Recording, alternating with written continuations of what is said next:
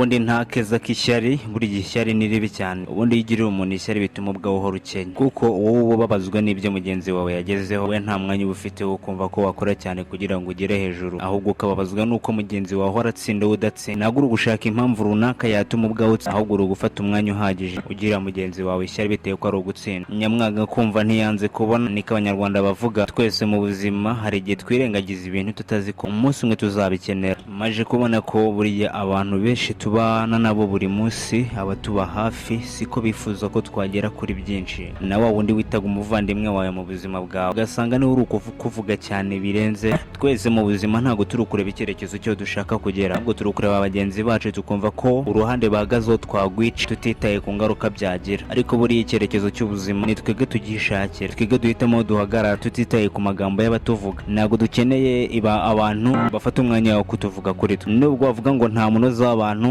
ariko uzaharanire gukora icyiza mu buzima bwawe, utazasigara ubaye iciro ry'imigani. Si ngombwa yuko ugomba gukora ibyo wishakiye ngo ubuzima bwawe ni butoya. Ushobora kuvuga ati ubuzima bwanjye ni butoya, tereka mbukoreshe nabi kuko nta gihe nzi igihe uzamara, kuko igihe cyanjye ni gitoya. Igihe uba umaze urakiza, ariko ntabwo uzi igihe usigaje uko kingana. Sinzi impamvu uri gutekereza uvuga ati igihe mfite reka ngikoreshe mu byo niboneye. Ugakwiye gutekereza ukavuga ati nkwiye gukora ibirenze cyane kugira ngo nzarebe urwego runaka mpagararaho.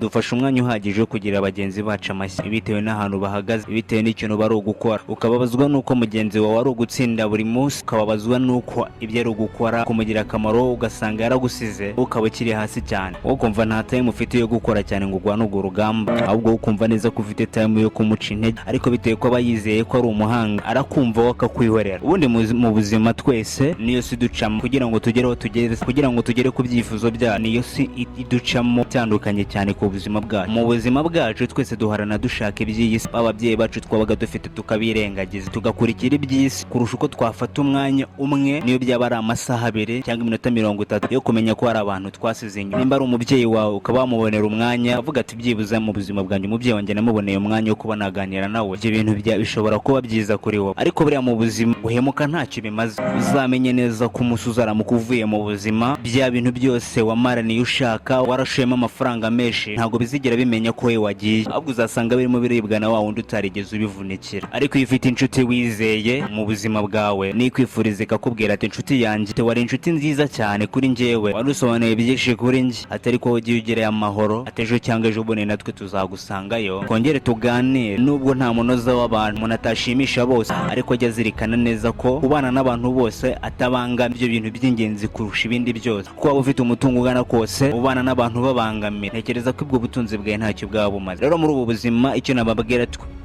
twagakwiye gukora twese, tujye twiga kubana na bose tutababangamiye, tube hagati na hagati, ntugire n'umwe uhutaza bitewe n'uko umeze, bitewe n'ibyo ufite. Ibyo twese twagakwiriye gukora.